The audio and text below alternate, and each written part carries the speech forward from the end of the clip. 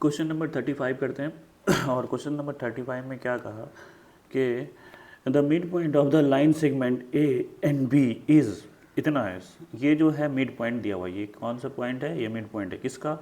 ए और B point का जो मिड पॉइंट है वो कौन है? सी है।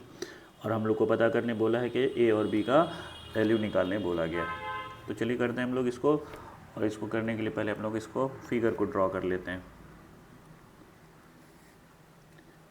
ये है ए 2a,4 और ये है b -2,3b और ये है पॉइंट C जिसका कोऑर्डिनेट दिया हुआ है 1,2a + 1 दिया हुआ, ठीक है। तो ये है C जो है A और B पॉइंट का मिड पॉइंट है। C जो है A और B का मिड पॉइंट है। तो हमको क्या निकालने बोला है? A और B का मान निकालने बोला है। तो हम लोग जानते हैं कि अगर मिड पॉइंट है ये, तो इसका x कोऑर्डिनेट क्या होगा? x1 + x2/2 और इसका y कोऑर्डिनेट क्या होगा? y1 + y2/2। ये है y कोऑर्डिनेट और ये है इसका x कोऑर्डिनेट, ठीक है। तो यही फार्मूला हम लोग लगाएंगे। ये है हमारा x1, ये है y1, ये है x2 और ये है y2। तो x कोऑर्डिनेट हम लोग लगाते हैं।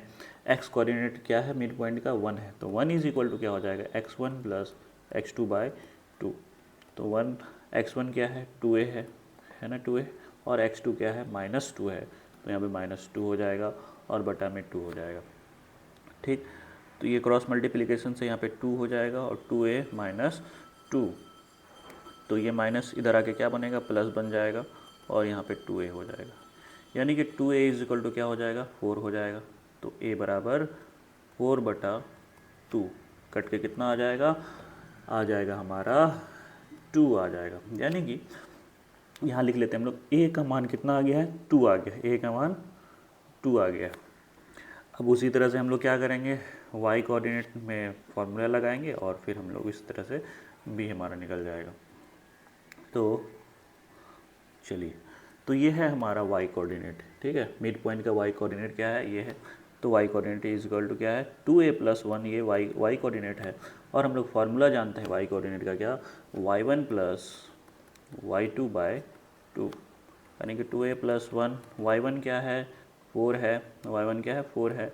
और y2 क्या है? 3b है, 3b है। और बटा में क्या हो जाएगा? 2 हो जाएगा।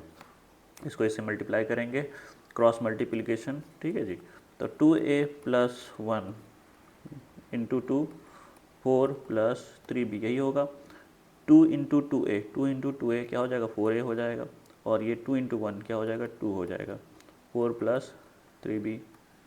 अब देखो यहाँ से ये 4a है और यहाँ पे 3b है, इसको इधर लेके चले जाते हैं, ठीक है। तो माइनस हो जाएगा, ये प्लस है 3b तो उधर जाके माइनस, 4a - 3b। और ये प्लस है 2a है, उसको बराबर के उस पार ले चले जाते हैं तो ये -2a हो जाएगा। तो 4a - 3b क्या हो जाएगा? b। और 4 - 2 क्या हो जाएगा? 2 हो जाएगा। मतलब b का भी कितना मान आ गया है? 2 आ गया।